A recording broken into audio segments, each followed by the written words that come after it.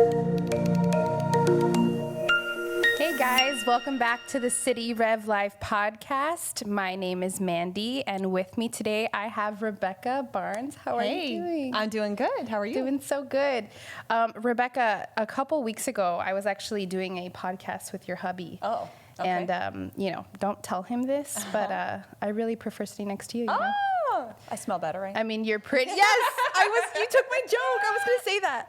You're prettier, you know? You have great hair. Oh, thank you. You smell better, Oh, wow. you know? I mean, Roby takes showers, but Yes, yes. every once in a while. We make sure that that's a regular thing. It does happen. Especially now, yeah. But yes, before we dive into today's topic, and it's not about showers, I just wanted to remind you to go ahead and subscribe to our podcast. This helps you to get all of our latest content. And we are so excited to be on this journey with you. So today we're going to continue our conversation with foster care. So excited to be able to be in this conversation with you, Rebecca, because you have had so much experience with foster care and working with 4Kids of South Florida, which is a foster care agency here in South Florida. Yep. And I know that we've partnered with them. City Rev Church has partnered with them for a couple of years now. Yep. So would you go ahead and just introduce us to what 4Kids of South Florida is and a little bit about your role there? Yeah, so I worked there for about 5.5 years. I stepped down several years ago when we started a family, but really they are just one of the lead agencies from a faith-based perspective when recruiting and training licensing foster parents. And their mission is to solve the foster care crisis in South Florida, and their mission is to create a child for every home, a home for every child. And so it was an honor to be a part of that mission for the length of time that I was there. We saw so many redemption stories, so many children either restored to families or just their life be given hope. And the cool thing about it being a nonprofit is many of our families who knew the Lord raised these kids in a Christian home. And it was neat to see the Lord interact with their story at a point of crisis when coming into foster care. That's so sweet. When I think of somebody considering foster care, I'm wondering what are some of the you talk about, foster care being a journey. And I know through our last podcast, you were talking about the journey of foster care, But what does that mean exactly? Like if somebody's considering becoming a foster care family or a foster care parent, what are some common myths maybe, or like just some common hang-ups that people may have before considering and kind of taking that step towards foster care? That's a good question. There's so many, I think, if we're honest with ourselves, just barriers and questions and, yellow flags that we're like, I don't know that that's for me. And I think that that's okay to acknowledge that and voice it for what it is. I think maybe not staying there and just being faithful to the process. Maybe not every single person's journey needs to end in becoming a foster parent, but the mission of God that's so close to his heart is caring for the orphan. And so to not do anything, I think, would be doing ourselves a disservice because it's so close to the heart of God. So some of the common hang-ups or myths, I guess, of foster parenting would be just even logistical things like, oh, my house is too small. In South Florida, space is not it's a luxury. We don't have a ton of space. So when we think about, wow, where would I put another child, especially if you have kids at home, I don't know that I have a space to do that. And so, there's ways to understand, okay, by law, you need at least a 10 by 10 square foot room with a closet and a window and a dresser, like the minimal requirements. And most of our rooms are larger than 10 by 10. And so you can fit up to 2 children, maybe even 3 children in a room, depending on how large the room is. And so some of those logistical things can be just diffused once you have a little bit more information. There was a family that I worked with that they had 3-2 and had 3 children of their own, homeschooling, and they were doing great and as a family, and decided, okay, well, maybe we opened the door to foster care. And once they did it once, it became contagious, and they just wanted to do it as many times as they could. And so it got to a place where they had a foster child, and then they wanted another one. And it was like, well, you know, we even were saying as the agency, like, you are running out of space, and so we don't, you know, we're open to that, but let's think about it. But they were very determined, and so we looked at all of the things, you know, that they needed from Florida statute to be able to be licensed for more, and they got innovative. And so what they did is they gave up their master bedroom, and the parents moved into the smallest bedroom in the house, and they put their 3 biological girls in their master bedroom, which gave them the 2 boys to sleep in, 2 foster care boys to sleep in the other bedroom. And then when one of the siblings, one of the sisters, came into care of their current foster boy, that young girl was able to go into the master bedroom with the 3 children, the 3 girls. So here in their little 3-2, they had a master bedroom full of 4 girls, another bedroom, 2 boys, and then they occupied the smallest bedroom in the room, in the house. And so it's like, wow, you know, that's going above and beyond. You're not required to do that, but it was such a beautiful way to say, hey, we're not gonna let space limit us when we feel so called. So here they were, 2 adults, 6 children, all doing the 3-2, under the 3-2, and hanging out and making it work. Wow, that's so great. Let us pray for that family, right? Yeah. That's so good. That's so encouraging. It is encouraging. And they've since adopted, I think, 3 kids. Wow, and so, that's awesome. And then as their kids have gotten older, once their oldest reaches 18 and their next oldest, they have more room, more space for more kids, and they keep doing it. They keep signing up. So that's one, I think maybe just myth, is just there's not enough space, or where would I put a child? Another one is, oh, I'm too old, or that's not my stage of life. One of my favorite foster parents that I got to work with, I mean, they're all my favorite, but I love this story, is June. She was a widow. Her 2 grown boys were adults at this point, living out of the home in their own families. And so she, at 72 years old, still an active working nurse, became a licensed foster parent. And you know, she went through some of the same things that anyone can go through. Oh, can I do this? Should I do this? Am I too old? Does anybody want me? Do I have anything to give? And the process took a while, and that became discouraging. And so all the same doubts came into her mind. And then she called and found out, oh, there was something wrong with the paperwork, and so they had to resubmit some stuff. And it's like, okay. Then that hurdle was overcome. And then finally she became licensed. And then a week went by, a month went by, 2 months went by. And again, no phone call. And you keep hearing, there's all these kids in foster care. Why am I not getting a phone call? And it became very discouraging. And she took that to heart, and but fortunately did not let that get in her way. And so finally, on Christmas Eve, she got a phone call of a 2-month-old baby girl that was being released from the hospital, who recently had surgery for a traumatic brain injury. And the child that was placed in her home was just so perfectly suited with the gifts that the foster parent had, being a lifetime nurse. And so she was able to nurse that baby back to health. She had her in her home for over a year. Through that time, developed a relationship with the biological mother, and was able to help with the visits, help with the transition, and eventually help give that child back to the biological mother.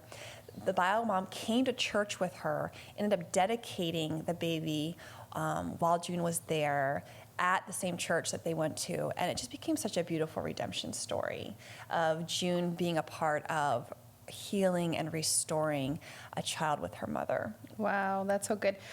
Before this, we were kind of going through a couple of these stories, and I remember just looking and being like, wow, June is #goals. Yes. I'm like, she's so cool. She was 72 years old. 72. Wow, that just blows my mind. I feel like at 72, you're just like under your weighted blanket, right? You know, like chilling. You're coasting. You're landing the plane. Especially, you're landing the plane. You're just like, I'm relaxing with some, I don't know, chocolate. Chocolate just popped in my mind. And I wouldn't have blamed her. That's so good. But it was beautiful. It was very convicting to say, okay, you know what? Any stage of life. You know, God can call you to that. So yeah, absolutely. And so what would you say to people that are maybe listening and they're saying, okay, maybe I do have the space in my home. Maybe I am of quote unquote a good age, you know, that they would think for foster. What would be maybe some other myths or some other, you know, pitfalls that people might think would be something for foster care? Yeah, because those are good, like, logistical ones, just space and age. But I think the more common ones, if we're honest with ourselves, are things like, oh, well, why would I bring a child into my home, have them attached to me and my kids, to just send them back, and now they have to suffer through another loss? Like, how is that helping them?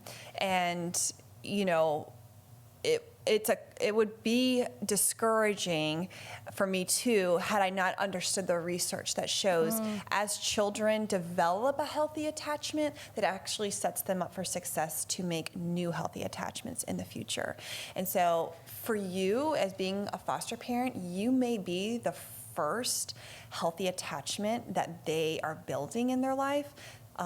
You know, young ones for sure, but it doesn't matter. You know, by the time they come into care, you could be the one first healthy attachment. Hopefully they got that with a teacher at one point, or a healthy friend or a neighbor or something, but maybe not. And so if you are providing that opportunity, you are letting them exercise that relationship muscle to be able to replicate those skills, to hopefully do that with their caregiver when they're reunified, or their new caregiver or adoption parent, if the Lord brings them to another place of permanency that's not the foster home. And so I understand the logic of that concern, but the reality is you're actually setting the child up for success by giving them the opportunity to practice a safe and healthy attachment. That's really, really good. So that one is a common one, but also just even how can you give a child back? Like, oh, I could never give a child back. Yeah. You know, that's such a common one. I've heard that so much. Of course. And that's I feel like that's a normal thought. Absolutely. You know? Absolutely. It is. Yeah. And I think that's, again, just being honest with yourself and looking at that from all angles. I think it's easy to look at it from the tough angle of, yeah, I don't want to give a child back. Why would I put my heart through that? But when you look at it, it's such a multifaceted issue. And when you look at it from all angles, you see the different perspectives. And so most foster parents that sign up for this don't wait until they get to a place of, okay, now I could give a child back that came into my house, before they sign up.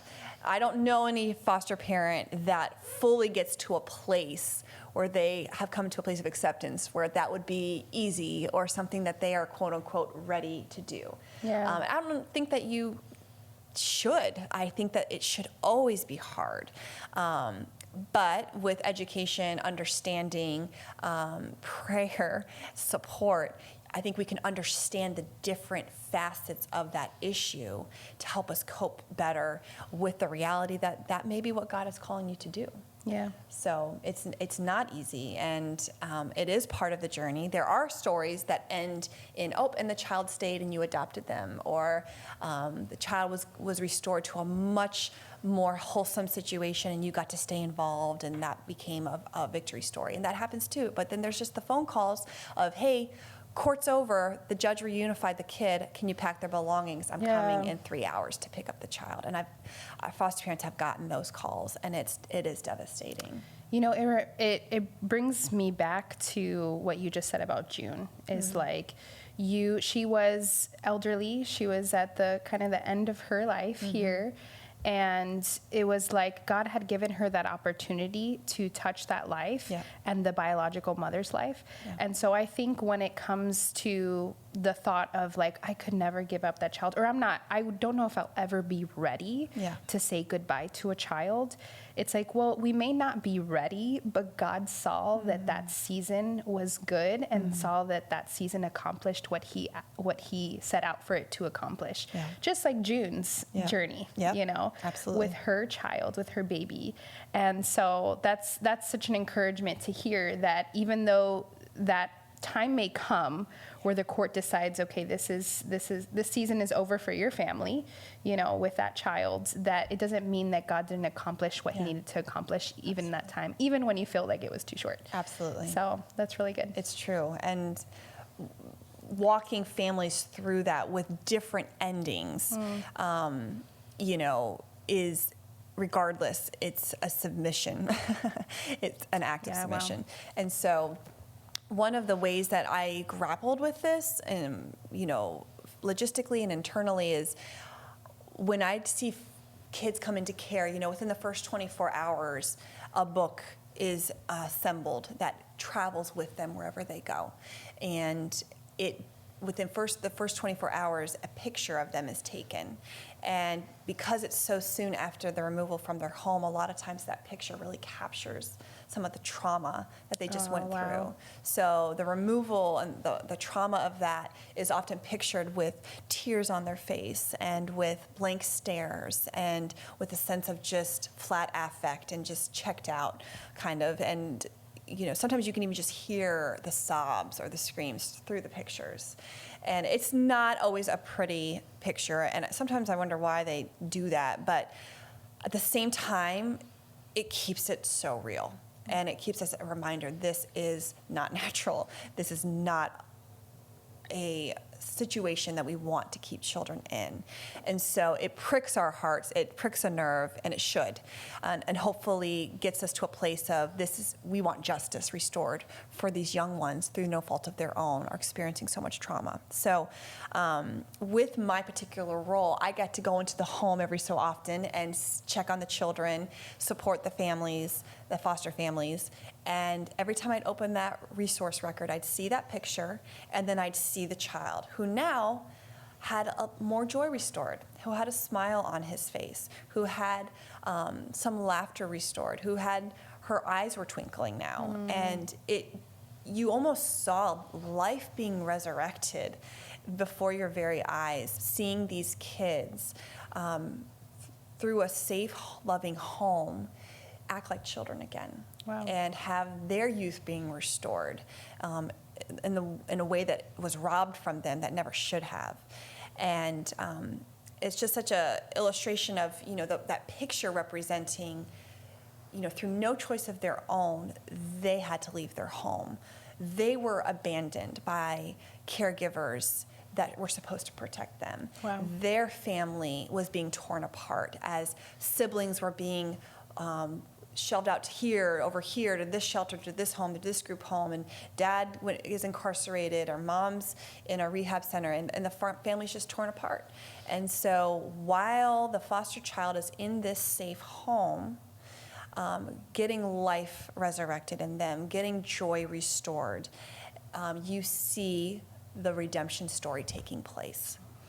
But on the other end of that is supposed to be reunification. And so what ends up happening is, as they are now being restored to hopefully back to a safe situation, I see the same faces again, except they're no longer on the foster child. They're now mirrored on the faces of the foster parents. They are now grappling with, through no choice of their own, a member of their family is being removed from their home. They are being abandoned by that child. And their hearts and their family is being broken so that another family can be restored.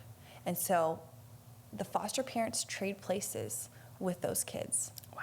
Where the foster kid comes in with no choice, with abandonment, with brokenness, they are left with hopefully a joy restored and a restored family. But the foster parent and the foster family is left with the broken pieces of feeling abandoned and torn apart. Wow, that's really good. That is so profound.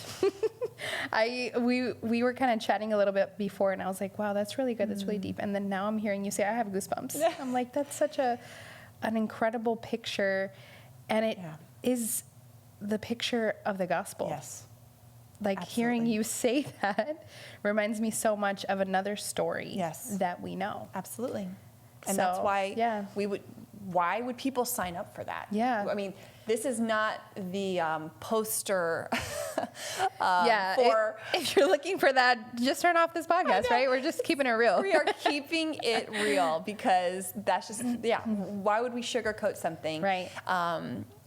To sell you on something that's not always like daisies, It's a hard, arduous journey. but it is met with so much blessings and so much joy, being a part of a redemption process. And so why would anyone do that? Well, because of our faith in Jesus, if you understand the sufferings of Christ, you see the gospel story being replicated over and over and over again through the journey of foster care. I think that's one of the things that attracted me so much to it when I worked in social work, because I saw the gospel unfold before my very eyes. I saw foster parents be the hands and feet of Jesus in those lives. I saw them trading places with their kids every day, not just upon reunification, but daily. Taking on and absorbing the cost. Reunification came at a high cost. And it came at a cost of the foster parent and the family, as well as the biological family, certainly, too. I mean, there are things that they have to do, but the cost is great for the foster family, because someone has to absorb that trauma. Someone has to absorb that abandonment. Someone has to absorb that brokenness.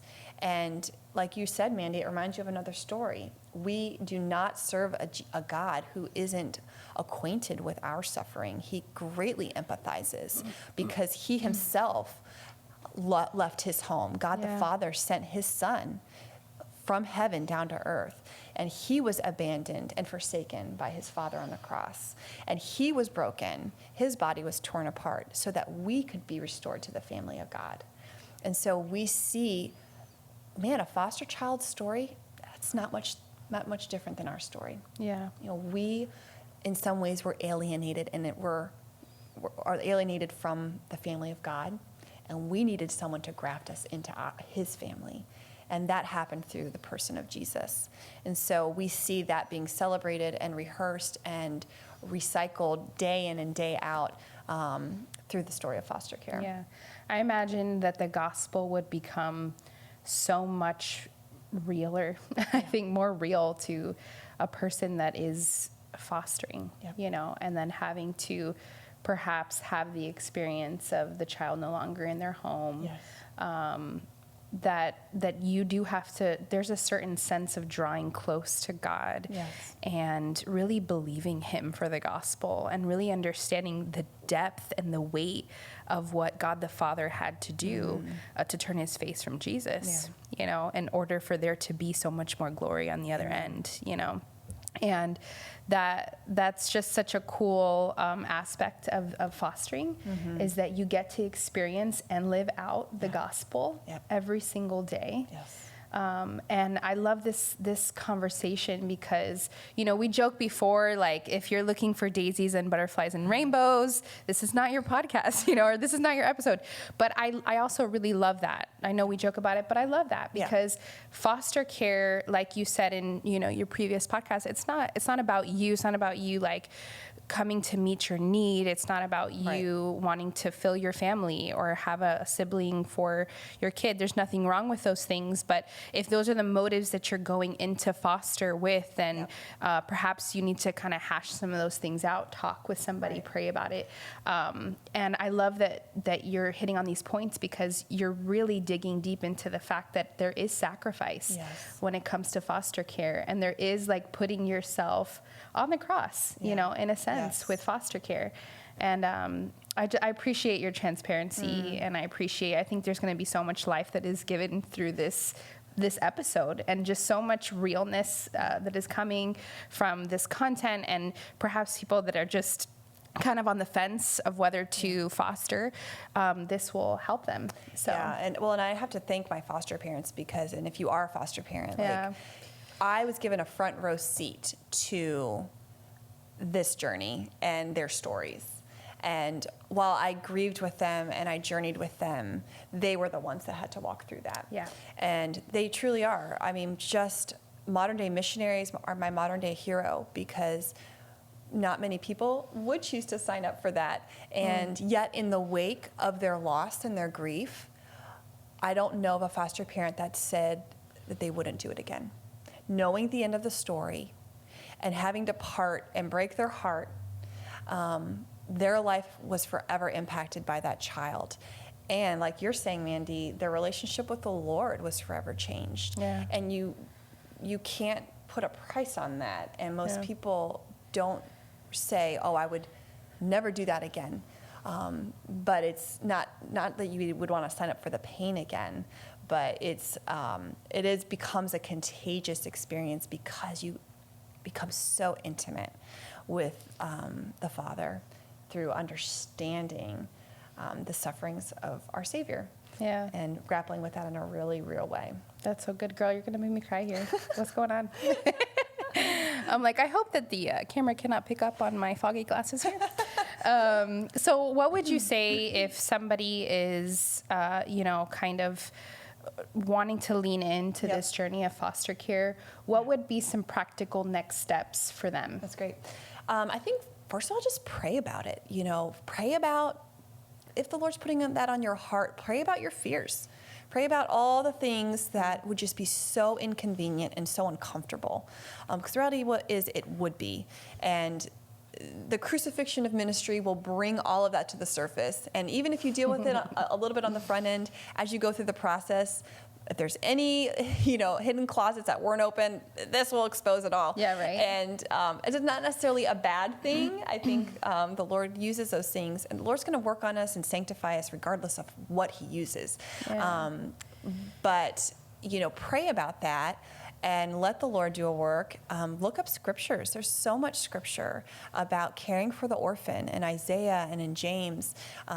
Just even do a little search on your Bible app. Type in orphan. And He's the father to the fatherless. Pure religion is caring for the widow and the orphan, and breaking the chains of injustice, releasing the captives, liberating them. And, these modern day orphans in our backyard are who Jesus was talking about, the least of these. And there's so much that talks about doing for the least of these is like doing unto the Lord. And so I think just having an honest look about it scripturally, I think praying about it, talking to other people in your journey, talking to people that do know you, but then talk about it with people who will give you the hard feedback too.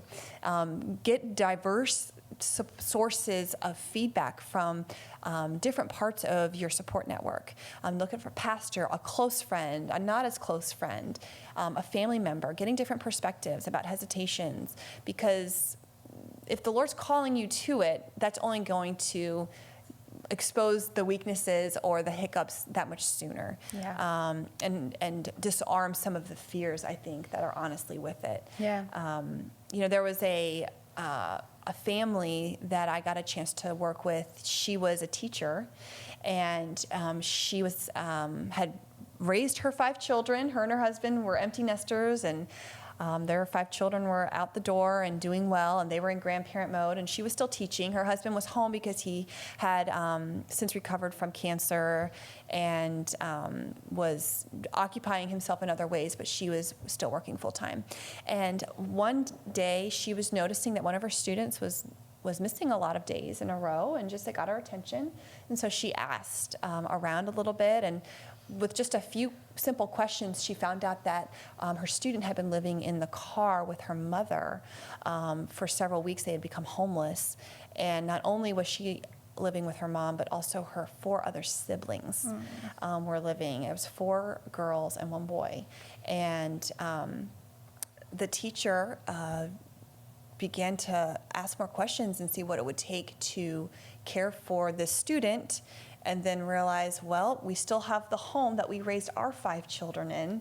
Maybe we should consider taking all 5. And so through the process of events, she ended up quitting her job, took all 5 children into their home. The husband was upwards of 60s, almost 70.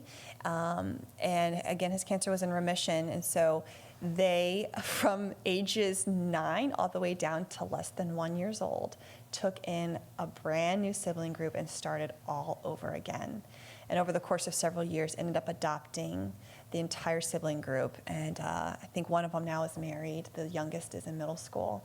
And the husband has since passed away, but this family, got another chance to raise 5 children. And it just came through just asking those questions. They took the classes, they, prayed about it, and just let the Lord author that part of their story. Wow, that's so cool. One thing that I have heard so much in just my own walk with Jesus has been, whenever I come to a hard decision or something that I feel nervous or a little bit anxious about, one quote that always comes to mind is that God does not call the equipped, but he equips the called. Amen. And that has really changed my life. And that's changed the way that I view challenges and the way that I show up to things that are hard for me to do.